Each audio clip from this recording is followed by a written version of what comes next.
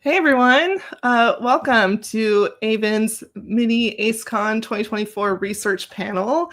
This year we're focusing on the social sciences, so we have me and two other panelists doing a more casual format this year. We're just going to do introductions of each of us, about 5 to 10 minutes each.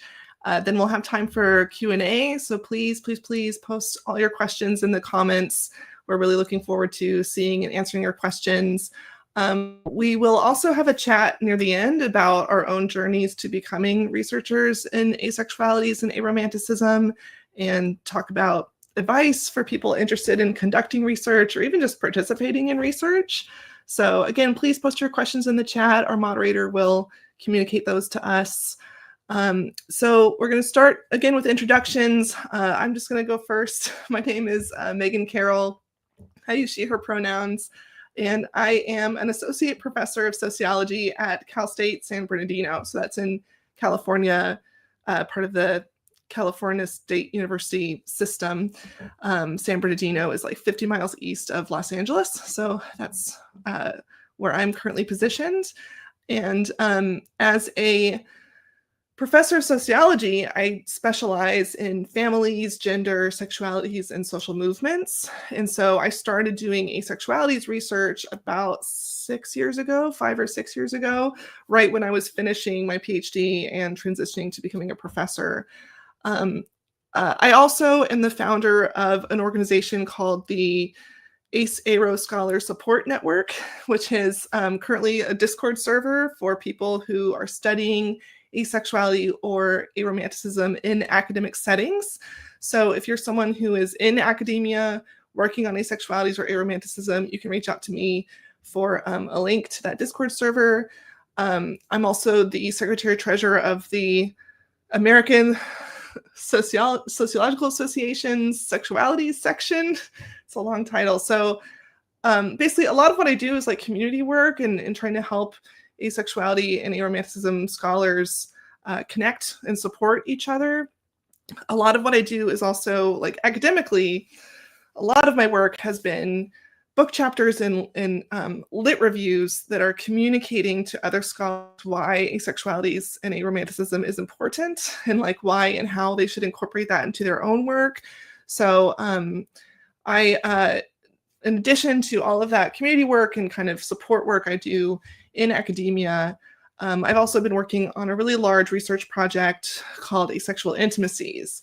And that project is like a mixed methods project where I've done 56 interviews with people who identify on the asexual spectrum, looking primarily at asexual families and relationships, connecting again to my background in sociology of families.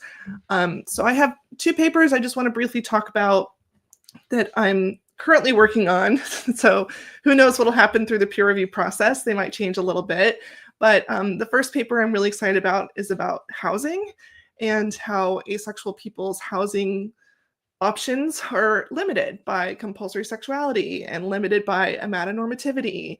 And when you talk to asexual people and ask them, like, what's your ideal family? What kind of housing would you share? What would your housing look like in the future? You get a lot of diverse responses. Some people want to live alone. Some people want like a monogamous partner. Some people want to live with their polycule. Some people have the full like queer commune fantasy, which I love. But then when you talk to them, you start to learn that often some of them feel like those ideals are out of reach because housing's so expensive, or because the people they would want to live with are prioritizing their romantic partnerships. And so I think that it's really important that we look at housing as such an important basic resource and how that resource is distributed in ways that are not often ideal for asexual and aromantic people. The second paper I currently have in progress is about asexual joy. And that's a particular intervention in how sociology is talking about joy right now. And there's a lot of new excitement about focusing on joy, focusing on pleasure. And in my subfield, the sociology of sexuality subfield, the way we talk about pleasure, and there's a lot of conversations about how we need to be focusing on pleasure with sexuality and how sex brings people pleasure.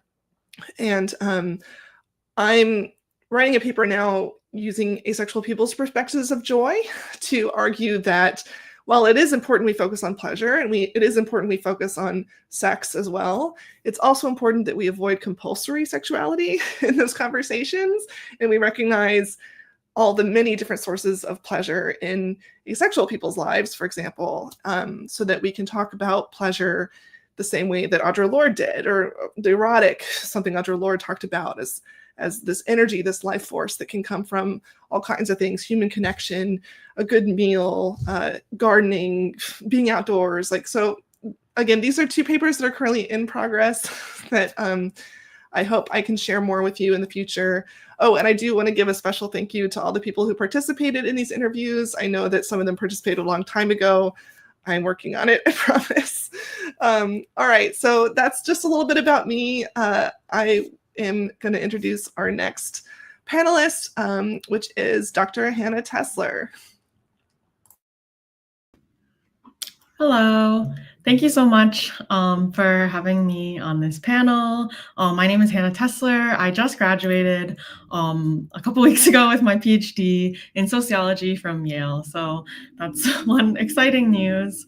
My research broadly looks at, similar to Megan, kind of gender, sexuality, family, and a lot of my the bulk of my dissertation project has focused on singles, so people who are not in a committed romantic relationship, and thinking about kind of aromanticism and romantic and sexual orientation as intersecting with relationship status itself. So I really am looking at kind of the differences between professed identity and also behavior and attraction across this research, and I have one paper in Sexualities, which is an academic journal, on using my interview data, as well as the Aero census and ACE community survey data to look at differences in terms of relationship preferences among Aero and ACE spec identifying people.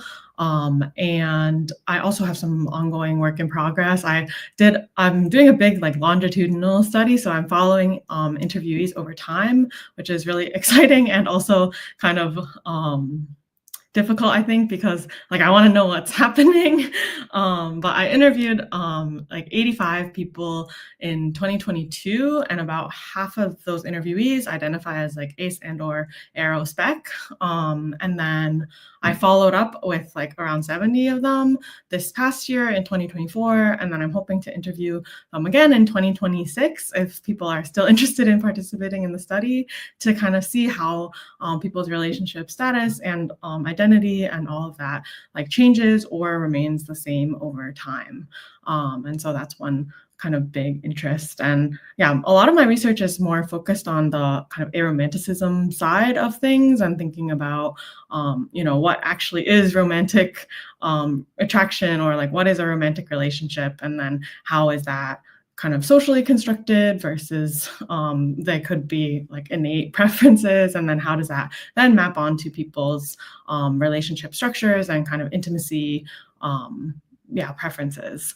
And so I have a couple projects in progress around this, and also some ongoing collaborative research with Canton, who I'm sure we'll maybe talk more about it later in this panel, and we're happy to talk about what it's like to work together on a team, because that has been really, I think, fruitful. A lot of research is kind of isolating, where you're just sitting alone writing your papers. So that has been really exciting for me to be a part of as well. Thanks, Hannah. And next we have Dr. Canton Winer. Well, hi, everyone. I'm really excited to be here today as well to share some research thoughts, but also to hear from you all. I'm really excited for your questions as we get later in the panel. My name is Canton Winer, and I'm an assistant professor of sociology and women, gender, and sexuality studies at Northern Illinois University, which is a public university just west of Chicago. I use he, they pronouns.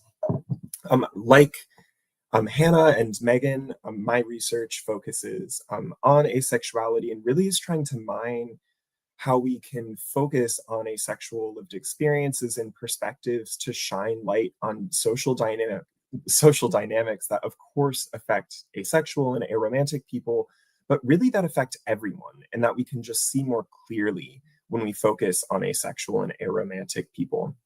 And I think there are tons and tons of examples that we can talk about that certainly we would run out of time, even just on today's panel. So to give you just a few highlights of some things that I've been excited about lately, one of them is actually, I think, quite similar to what Megan was talking about in this Asexual Joy project, which is thinking through what sex positivity means or could be through asexual frameworks. So I have a paper on this actually coming out hopefully around April of this coming year. But basically, the idea that I'm working with is that a lot of sex positive frameworks, I think, end up actually accidentally having some sex negative ideas baked into them because they neglect asexual and aromantic understandings and experiences of sexuality. So compulsory sexuality, I think, immediately comes to the surface here. We're thinking about like this idea that everyone does and should experience sexual attraction. Of course, compulsory sexuality is something that can fuel quite a bit of shame and stigma for especially asexual people, but I think even for non-asexual people quite a lot of the time too. But sex positive frameworks, I think, often emphasize combating shame for the types of attraction and sex that we do have, and to neglect the shame that can come from the types of attraction and sex that we don't have. And I think by highlighting asexual perspectives and lived experiences, we can kind of correct errors like this that emerge within really important ideas like sex positivity and make them something that can encompass asexual people as well. So that's one thing that I've been working on. And then another project that's still very much in progress that I'm also really excited about is thinking through some ways that asexuality helps us more deeply think about what queerness is in the first place. So a lot of the time, queerness is very casually defined as, well, it's the opposite of heterosexuality. But I think when we look at asexual people, we can see that actually there can be some overlaps between hetero orientations and queerness. As I think many asexual people will find obvious, it's very common for asexual people to split their attractions and maybe have kind of some hetero-oriented elements of either their romantic or maybe even their sexual attraction. But this idea, it hasn't really caught on yet outside of asexual communities, though honestly, I really suspect it will as more people become aware of it. And I think it helps us to kind of blur and see like, well, asexuality is quite obviously queer. It breaks from this normative idea that everyone does and should experience sexual attraction, but you can still be hetero-oriented in some ways, even as you're asexual. So you can kind of bring together these hetero and queer worlds at the same time in ways that actually really resonate with the origins of queer theory that are all about blurring boundaries, breaking binaries, etc. So I think asexuality is really useful for thinking through big ideas that are, of course, important to asexual people, but are really just important for understanding sexuality, intimacy, gender, boundaries, community, etc., etc. Great, thanks so much. We have a couple questions coming into the chat. Just as a reminder for those who are joining late, if you post your questions in the chat of this live stream, we will do our best to answer them. So I'll have our moderator put up the first question. We can just go in order. 101 Space Monkey asked about the server I mentioned. So the server is called the ACE-ARO Scholar Support Network. And it has, I think, a little over 100 members right now. So it started as a very informal group of sociologists. It was just me approaching people at conferences and saying like, hey, I noticed you're presenting on asexuality, or you are interested in asexuality. Let's chat, because at that time I had just gotten my first job as a professor, which is really hard to do. And I wanted to make sure other people studying asexualities could get jobs as well and as professors. And so, or wherever they wanted to end up, to be clear. And so it started really small. It was just these little networking things and emailing, and then some people heard about it from outside of sociology, and so I was like, okay, let me create an online platform for us. So that became a Discord server, and now it's grown to over 100 people. I think the name gets confusing for some people. It's called the ACE/ARO Scholar Support Network, and some people who are asexual but are studying other things, like are not studying asexualities, are interested in the server. And I'm like, actually, no, that's not what the server is for. It's for specifically people who study asexuality and aromanticism. And it just exists as a space where we can ask each other questions and bounce off ideas without worrying about the outside world judging our early ideas. Because often as academics, things evolve as we work on them. And you don't necessarily want everything out in the open right away. And right now, like, I'm the only administrator of that server. So if you're someone who studies asexuality or aromanticism in an academic setting and you want to join, all you have to do is email me. My university email is pretty easy to find if you Google me, and send me an email. Tell me just a little bit about how your work involves asexualities or aromanticism, and I'll send you a link to join the server. So yeah, is there anything you two want to say about the server? They just said the question was just generally they want to know more about it. No, I just want to shout out how amazing it is that Megan created this resource that I think has been really useful for a lot of people doing this type of work. So Megan, you're doing huge things for the community of ACE/ARO researchers, and we all really appreciate it. Thank you. I wasn't fishing for that, I promise, but thank you.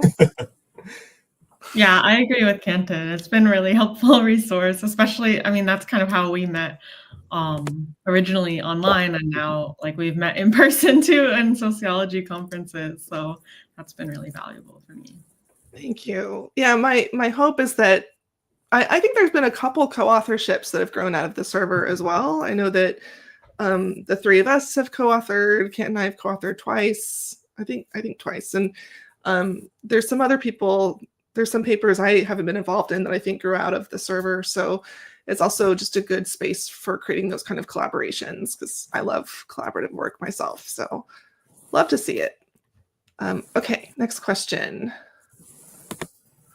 Where will we be able to read your Ace Joy paper? So I'm glad you're interested in reading it. Once I have a draft that has been approved by my community partners, because this is a community engaged project, so I'm co-authoring with several stakeholders, and getting a first draft completed and then having them approve it is the first step. And once that happens, I will likely post a draft of it to a website called Sociarchive. Sociarchive is a public repository for papers that have not yet been published. And so I will post a link to that on my Blue Sky account. That's how I'm publicly communicating these days, given, well, we don't have to talk about that. So my Blue Sky handle is MC Sociology. If you look me up on Blue Sky, I will post any links to papers that you all can read, because I do appreciate public feedback and public engagement. If I don't know if anyone has any other ideas of like how to make sure our papers reach this audience, I'm open to hearing it, because public communication's so diffused right now. It's a little hard to find the right space to put that out there. I don't know, Canton and Hannah, do you work with Social Archive, or do you have other ways of communicating? I know Canton's really active on social media. Yeah, I try to share everything that I publish also on Blue Sky, which is just my full name. So Canton Winer, look that up on Blue Sky. You'll definitely find me. I also have a Substack, which is basically an email newsletter where, again, I try to summarize more briefly the research that I'm publishing, but also link to the full articles. And again, that's just my full name, Canton Winer, on Substack. I'm technically still on Twitter/X, but I think I'll be winnowing that down. But those are the best places to find me and to get access to my work. Yeah, great. Okay, can we, for our moderator, can we please skip to the statistical data question and then get back to the Audre question? Yeah, I think that question was for Hannah. So you mentioned statistical data. From what countries do you have? Yeah, so for the statistical data, I'm mostly drawing on existing data from the Aero census and also the ACE community survey. So I can put the links to those surveys in the chat. I think since I was pairing it with my interview data, and my interviews are like US based, I have limited it to the US sample, but they do have data from a bunch of different countries.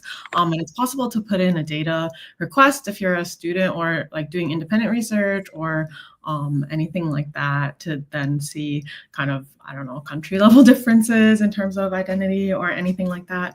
But yeah, that isn't something that I personally have looked as much into, but I do know that they do have a lot of like responses from different countries.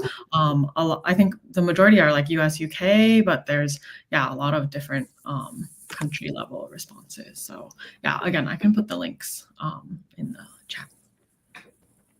Great. Yeah, and I think like also just when we're thinking about statistical data that exists about asexuality, like Hannah's bringing up, kind of hinting at a major challenge that exists in ACE and Aero studies, which is so much of the data that we have focuses on Anglophone Western countries, so especially the UK, the United States, and Canada.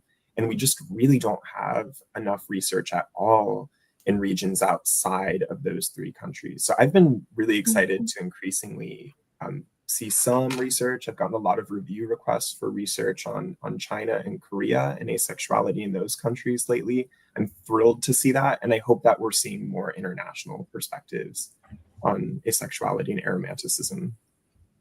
Yeah, absolutely. I also think of Daiki Hiramori does work in Japanese asexualities, and I believe there's more work. Well, I shouldn't say too much. I have inside knowledge. There might be more work coming out on like international asexualities soon. So I definitely think for people who are wanting to study asexualities, more global work is definitely needed and would be very welcome in the field. Okay, next question from our moderator. Oh, there are intersections of asexual people and other groups, such as autistic spectrum and gender variance. Do you have ideas as to why? Ooh, as to why. Canton or Hannah, do you want to take this up first? I have some thoughts too, but does anyone want to take the lead? Yeah, I can throw some thoughts out there. So I guess for some context, we find again and again when we have large-scale survey data on asexuality that asexual women outnumber any other group by gender, and actually men are also outnumbered by non-binary asexual people. So men are the smallest group by far, and that actually maps pretty neatly onto aromanticism too, from what data we have available. So there's clearly some sort of gender story going on, like that asexuality appears to be a gendered identity, at least to some degree. In addition to that, something that I've been working on for years now is kind of thinking through why some asexual people, it appears quite a number of asexual people, feel kind of detached from the idea of gender altogether, or just not very closely tethered to any sort of gender identity. And the big question here is why that would be happening. I think that's a really smart question to be asking. We don't really know, but something that I've been speculating is that coming to an asexual identity itself involves kind of unraveling some assumptions about, like, well, everyone experiences this thing. This is natural for everyone to experience sexual attraction. You're already questioning this assumption that's assumed. Again, it's assumed everyone experiences this universal sexual desire. When you start questioning that, I think it opens up that you could question other things, and especially gender would rise to the surface as something that you might start to question whether everyone has a gender, how tethered you need to be to your assigned gender at birth, because gender and sexuality are so related to one another. They're not, of course, not synonyms for one another, but they do kind of co-construct each other. Like a lot of our sexual identities actually kind of require that you have some sort of sense of your own gender identity and of other people's gender identities to define them. You know, being attracted to the same sex or same gender is really hard to kind of make sense of what that means unless you're making some assumptions about your own gender identity and other people's gender identities. And asexuality is kind of actually unusual among sexual identities in that it doesn't revolve around gender and how it's defined. So those are some kind of messy thoughts out there, but it's a great, really interesting question. Yeah. Hannah, any thoughts? Oh, okay. Yeah, the question also asked about intersections with the autistic spectrum and ideas as to why. I think that's a tricky question because we don't have a lot of direct data answering it. My thoughts on that are influenced most by community theorists who are working outside of academia. And so one of the explanations I've heard for overlap between autism and asexuality is just the refusal to mimic or pretend to fit into compulsory sexuality. That it's not that. So the theory I've heard is not that there's like a genetic connection, but that it's more about if you are asexual and you're also autistic, you're more likely to like recognize your asexuality and embrace the just being different and asexual rather than the efforts a lot of asexual people who are neurotypical go through to fit in with compulsory sexuality and pretend to be sexual and trying in ingesting compulsory sexuality from the world around them. So again, that's not a perspective that I can claim is grounded in interviews, but it is something I've seen community theorists claim that I appreciate as an explanation and would love to see more direct research on it. Hannah or Canton, do you have any thoughts about the autism component? Yeah, I just to add on to that, and I guess this is more thinking about like the aromanticism perspective. I know the question itself is like asexual people and autism specifically, but just thinking about kind of neurodiversity and kind of different identities that are in some ways non-normative, then that kind of like by definition is a lot of that. The ways that we classify and categorize somebody as, oh, autistic is based on these certain traits around certain social behaviors that then go into like, you know, how you experience what it is to be in a romantic relationship. Like, I think there is actually a lot of people who are in a relationship just because that's the thing to do. When you grow up, you know, get a job and go to college and get married and have kids, but maybe like people wouldn't question if you're neurotypical, like, oh, why are we doing all these things? Or it's like, oh, maybe you don't personally have that much desire to have like a, you know, whirlwind romance and so much sex, but that's just like what you've been told to do. So I think these kind of compulsory and like normative pieces are really big when it comes to both aromanticism and asexuality and neurodivergence. And yeah, I really don't think there's a lot of good data on this. And also, I think it's tricky because sometimes the data can be used in a harmful way where it's like, oh, well, you know, it's only like autistic people that are asexual or aromantic. So then they should just like go through this, you know,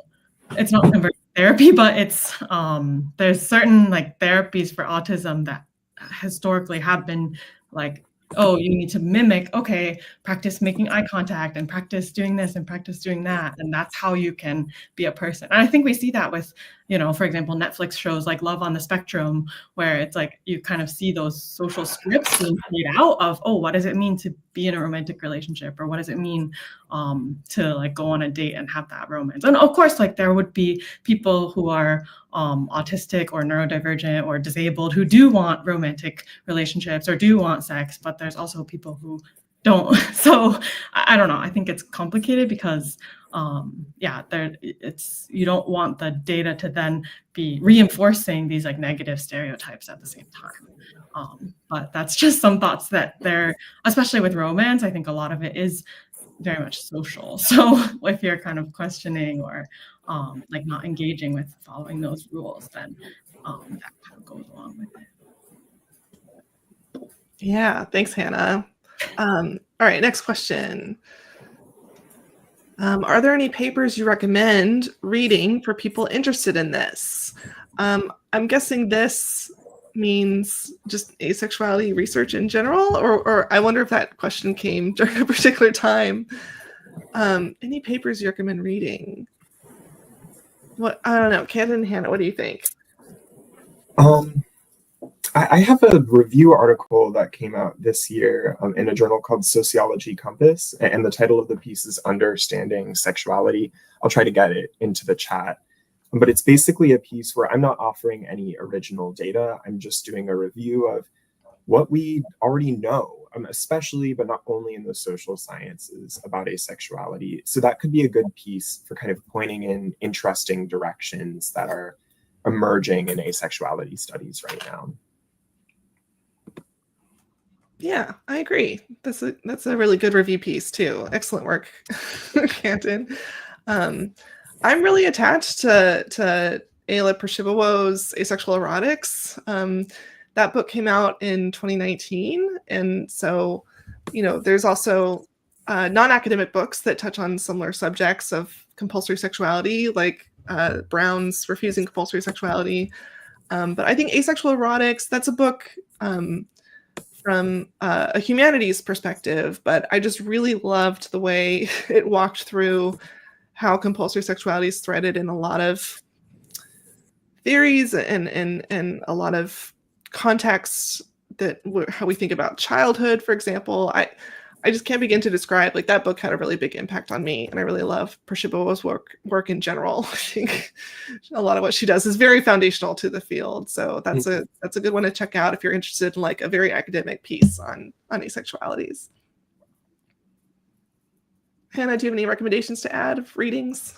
Yeah, I mean, it's not, again, it's more on the aromanticism perspective, and also it's not even about aromanticism itself, because again, I think the research and just writing is kind of behind, like there's not a lot of focus. And also I write about this in my own work, where a lot of research that is on aromanticism has typically taken it as a subset of asexuality, right? Where you have an asexual sample, and then some of those people identify as aromantic, and then kind of looking at that. But that doesn't take into account people who might be aro, and have some other identity that's not both aro and ace. And so one resource that I think has been really valuable is Elizabeth Brake's Minimizing Marriage.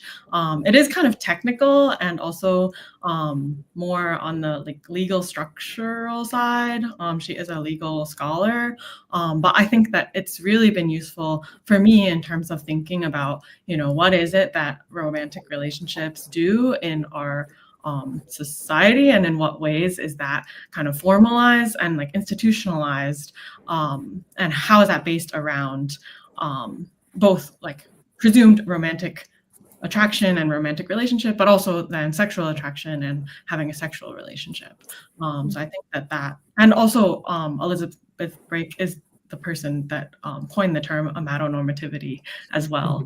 But yeah, there's actually no mention of aromanticism at all, or, she doesn't really actually talk about aromanticism. I haven't met her, or I don't know, what stances vis-a-vis that, but at least in terms of, thinking about these kind of topics of like, how do romantic relationships matter for our social world? I think that is one major text that I would recommend.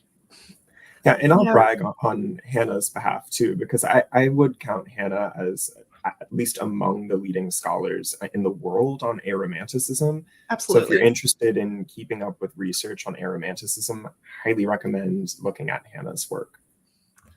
Yeah, and I think Hannah brought up a really good point about the state of research on asexualities and aromanticism. Often there has been a lot of progress in the field, a lot of new research coming out, especially in the last 5 years. It's been awesome to see people taking asexuality and aromanticism seriously.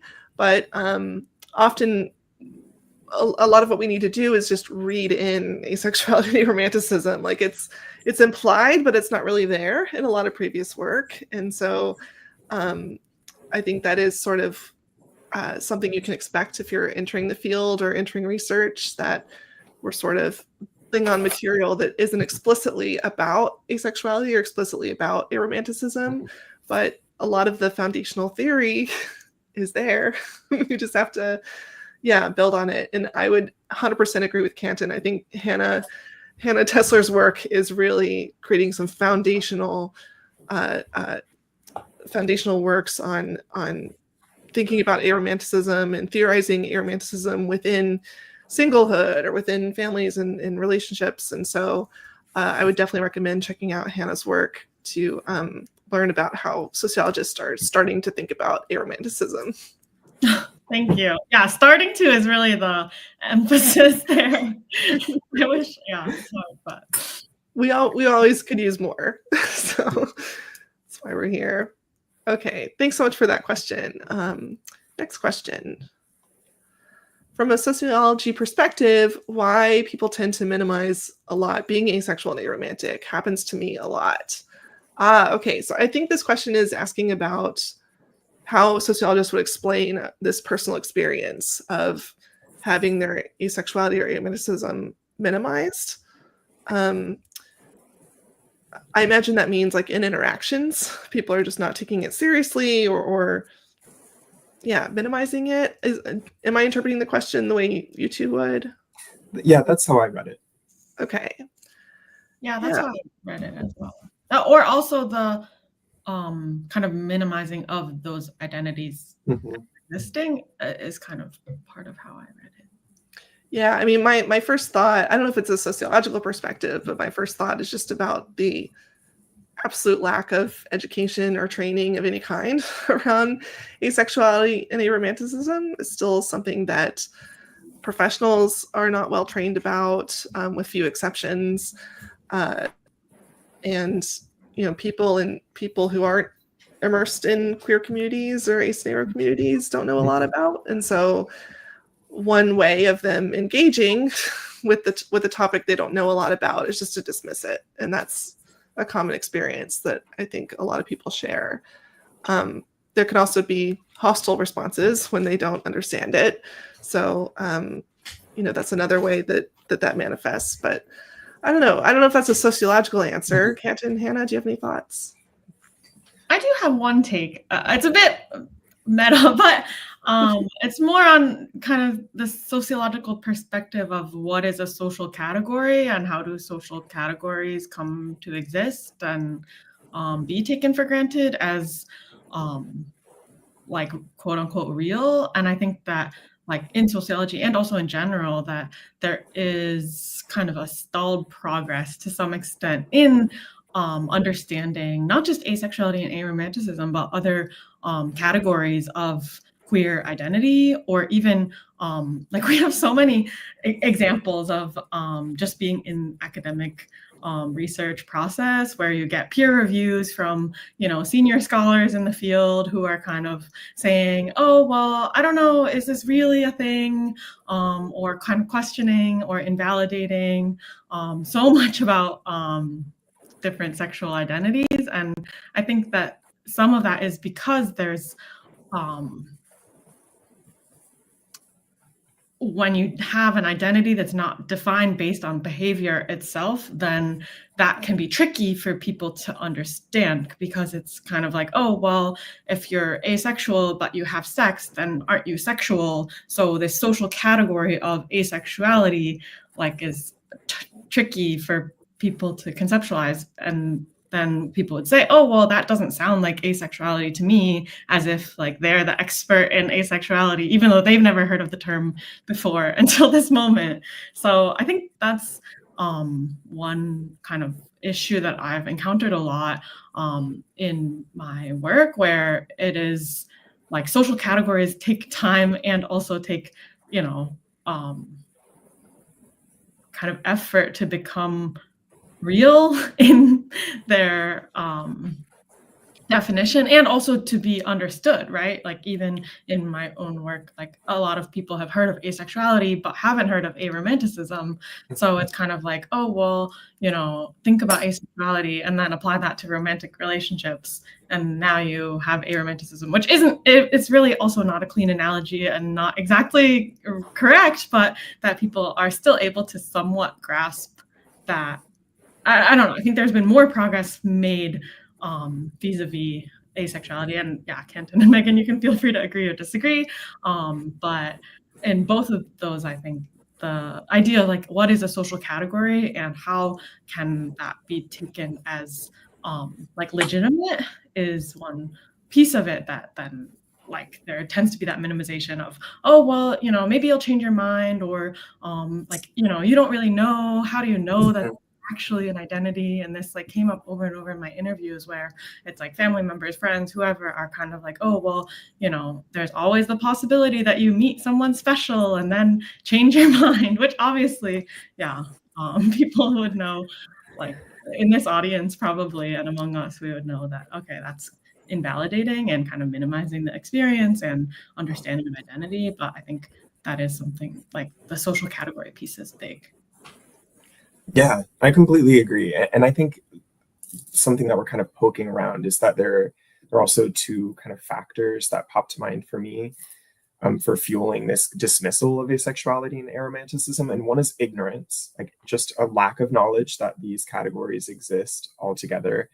And the other is sort of kind of like a common sense operating, right? And this circles back to compulsory sexuality being part of our cultural common sense. Like it's so commonsensical that people don't even think to say, well, of course, everyone's experiences sexual attraction. It doesn't even need to be said because it feels so obvious to most people. And I really think those are the two main things. And a point that Hannah, I appreciate you bringing up and poking at, is that asexuality and aromanticism are also treated as temporary statuses at best, right? It's a phase, something that you'll grow out of. And it's really interesting to note that because that's the same dismissal tactic that's been used for lots of other queer identities. So a lot of these negative energies, I think, that asexuality faces are actually not new challenges to queerness. They just have a slightly different flavor than when they've been applied to other identities in the past.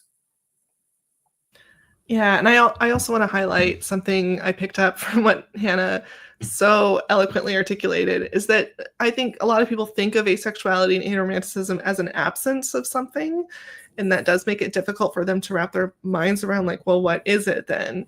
And I know that's a conversation that's been had in the community as well, is do we define asexuality based on a lack of something, or is there something more active that defines us? And I do think, yeah, in terms of social categories, that does make it difficult for people to recognize and embrace and reify or like make real the category of asexual or aromantic. So yeah, excellent points, everyone. Okay, we still have a few questions left. I believe we have another like 4 or 5 minutes maximum. So hopefully we'll be able to answer all your questions. But the next is from, Tiger Songbird. I know you. Nice to see you in the chat. I wonder if there is any statistical breakdowns on the difference in happiness levels between those who are sex positive, sex neutral, and sex repulsed. I'm personally repulsed and just curious. So my first thought is that happiness is extremely difficult to measure. And so a lot of those studies of happiness levels are, they come out of psychology, which is not any of the three of us. That's not our expertise. So I'm speaking as a non-expert, but I tend to be critical of measures of happiness. I tend to focus more on access to resources. And I would say that being sex repulsed would impact people's access to resources differently than someone who's sex neutral, sex positive, meaning the constraints of compulsory sexuality are a little bit more tight for people who are sex repulsed. If you're not engaging in sexual relationships or you're repulsed by sexual relationships often facilitate access to resources, which again, kind of my housing paper talks about that a little bit. So, happiness is tricky, a little bit out of my depth at least, but I think that it would be reasonable to, I would expect to find differences. I don't know of any study that has actually looked at differences between these three in a like systematic way. But I don't know, what are your thoughts, Canton and Hannah? I also haven't seen studies that are looking at this, although there might be existing measures. The only resource that I could think of like that exists would be like something like the ACE community survey that does ask about sex positive, sex neutral, sex repulsed, I think, and then also asks about, they have kind of like health and well-being measures. So they ask about like I think they ask about trouble paying your bills, or how is your health, and these kind of things. So there could be someone, if anyone wants to do some statistical analysis on this, that's looking at that. But I do think also some of it is a data problem. Like, yeah, how do we measure happiness? How do we measure, even like getting asexual to be a sexual identity on a survey is really, really difficult. And most major surveys don't have asexual as an option for sexual identity. Like at best it's write-in, or, it just doesn't exist at all, or it's grouped in the other category.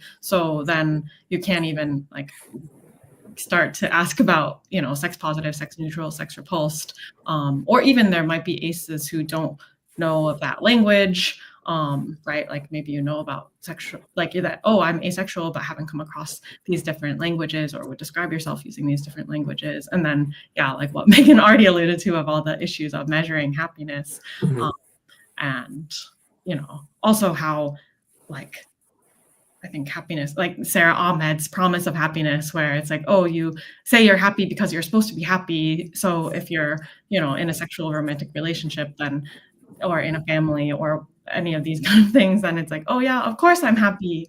But then other measures might say, oh, but you're stressed out, you're not healthy. So maybe you're not as happy as you think. But yeah, all of these things, I think, are ripe areas for future researchers if you are interested in kind of understanding, like if there are differences, how valuable those differences are to even measure, and then also like what kind of questions we can ask or should we ask. Yeah, this also doesn't directly answer your question, Tiger. But it reminds me of a problem that I think psychology has been dealing with in its study of asexuality, which is basically, when is a lack of sexual desire a quote unquote disorder, and when are we talking about asexuality? And I think psychology has in no way answered this question. I think it is very much still a problem that psychology is dealing with. And mainstream psychology has kind of landed on the answer that, well, the experience of distress is what separates people who are asexual from people who are experiencing some sort of sexual disorder. And I suspect that both Megan and Hannah would share deep skepticism of that as a delineation between disorder and asexuality, because we know that being marginalized and being in a minority group is stressful. So of course, when you operate in a world that assumes, well, you're broken if you don't experience sexual attraction, that might cause you distress. We know that causes people distress. So I think you're kind of circling around a really important question here, Tiger, that we simply don't have the answer to. Yeah, and I'm glad Hannah mentioned the ACE community survey actually might have some data to get around this question. Tiger, if you really want someone to run the numbers, just email me and I'll see what I can do, because it's an interesting question, and I do have access to that data. And I'm kind of curious. But yeah, we can talk about it, Tiger, if you want. I would appreciate that distraction from my other responsibilities. All right, next question. Does split attraction model absolutely correct? I can't explain my particular asexuality type. Does any new alternative exist? I think this question came up when Canton, you were doing your introduction and talking about the split attraction model. Let's see. I don't know if I have all the information necessary to interpret this question. Do you have an idea of how to answer it? I guess, like, from a research perspective, when we're talking about the split attraction model, Something that's really important to note is there's almost no research actually about split attraction. I had an article just come out about this year, and to my knowledge, at least, it's the only article ever published to specifically focus on the split attraction model, which I know asexual people often find very surprising because it's such a common topic of conversation in asexual communities. And it's just one very obvious example of where research is actually very far behind community members in building basic knowledge about asexuality and about attraction and orientation. I think the split attraction model is a really useful way of opening up some new avenues for thinking through orientation, identity, attraction, but I don't think it's the last stop. I think there are some drawbacks and weaknesses of the split attraction model that have been developed by asexual community members, largely in blogs and non-academic sources that academia hasn't touched at all. So I think the split attraction model is something that we need to be talking about in academic research, but I think it's more of a starting point than an ending point because it doesn't capture everyone's complex experiences of identity, orientation, and attraction. Well said. Yeah. Do you have anything to add, Hannah? I think I'm good. Yeah, I think I'm good. Just that I think, I mean, any model or any kind of theory is also just a tool or a resource. Like just because that's, existing as a concept out there doesn't mean that it is universal to everyone's experience. And so like some people might relate to it and some people might not, and that's totally fine too. Yeah, well said. It's interesting how the question sort of related to this person's own journey to like figuring out themselves better. And so I appreciate that framework of understanding something like the split attraction model can be a tool for better understanding ourselves and in the world around us. But it, yeah, as Hannah said, is not necessarily universal. It's and as Canton said, there have been a lot of community theorists critiquing the split attraction model, and all of that is available in Canton's recent article about it, which is, again, a very valuable contribution to the literature.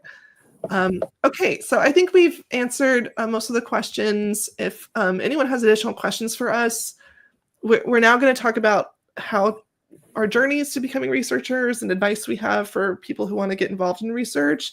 But if we weren't able to answer any questions you have specifically, you can always email us. I think all three of us are pretty easy to Google to find our university email addresses. But right now we know that a lot of people who watch these live streams, the research panels for AceCon, want to become researchers or want to get involved in research, either as the researcher or participant. So we thought we'd take a minute to talk about our own journeys a little bit and advice we have for others. I think we'll go in reverse order of our introductions. So we can start with Canton and then Hannah, and then I can go. So yeah, sure. Any thoughts? So I guess as a preface, I am an outsider doing research on asexual communities and populations. So I don't myself identify as asexual.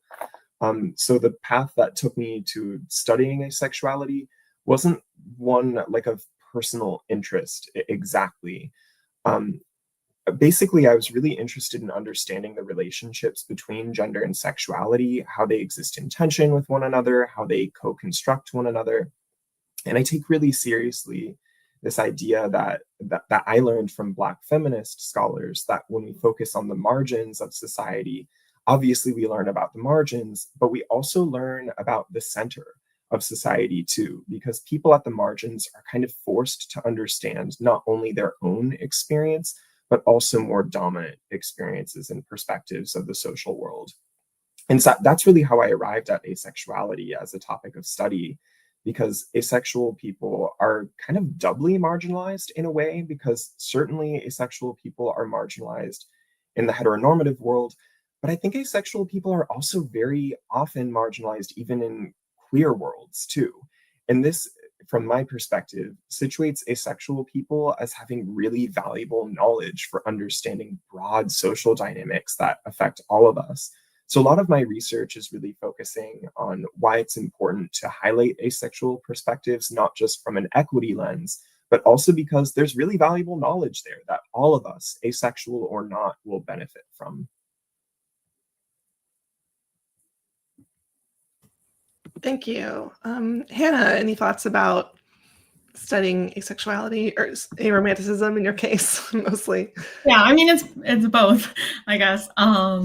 Yeah, so I think kind of similar to Kenton, I came to my research on asexuality and aromanticism through a kind of circuitous route of really like questioning and challenging this like normative pathway of like union formation is like the sociological term, but basically like finding a romantic partner and getting married and having kids, and that as kind of a universal, whether it's like actually accomplished, at least it should be like aspirational and something that you're like working towards or wanting or like looking for. And so yeah, a lot of my like research into asexuality and aromanticism came from this perspective of thinking about relationship status over time and like how there are different types of relationships like friendships or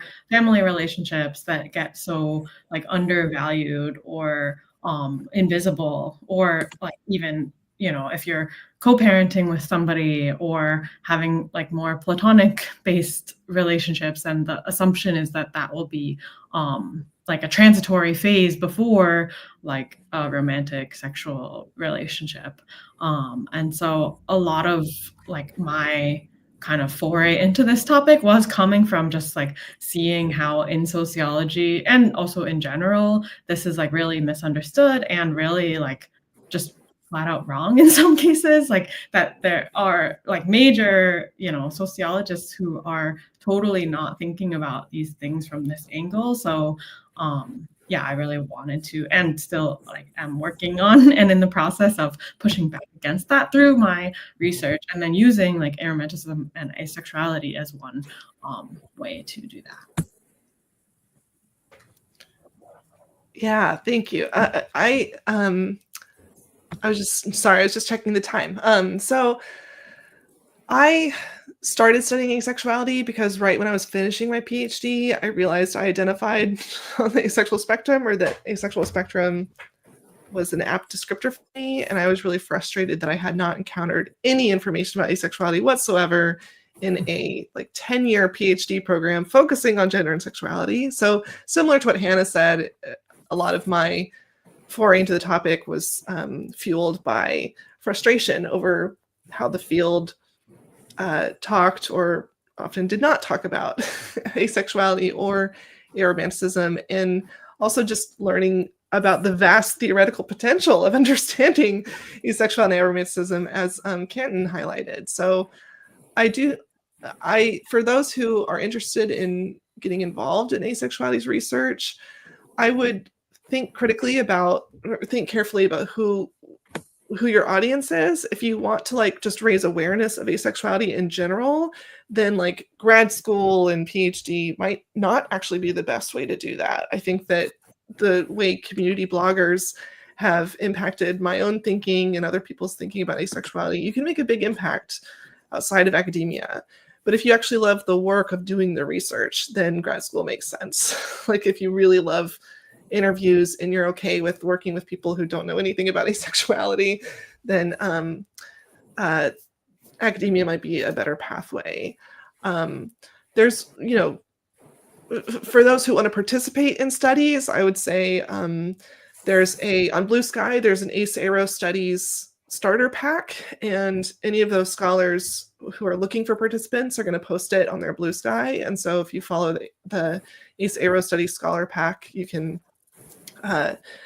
learn about any opportunities to participate. Yeah, I don't know. I think that might be all I want to say. If you want to reach out to us, again, directly, email is the best way for me. If you find my university email profile or my profile, I have my email on there. I know Kent and Hannah are available over email as well. I see y'all nodding. And our social media links are in the chat from the Livestream account. So please don't hesitate to reach out if you have any more questions or anything we can help you with. Really appreciate everyone watching. Hannah or Canton, do you have any final thoughts? Yeah, I'm happy to, if anyone wants to contact me on email, I think, yeah, there will be some email and social media posted, it looks like, in the chat. Okay, great. Thank you so much for having me. Yeah, and thanks for the wonderful questions. Yeah, and thank you so much, Hannah and Canton, for being here. Again, thank you everyone for tuning in and asking questions. We hope you have a really great rest of your day. All right, bye.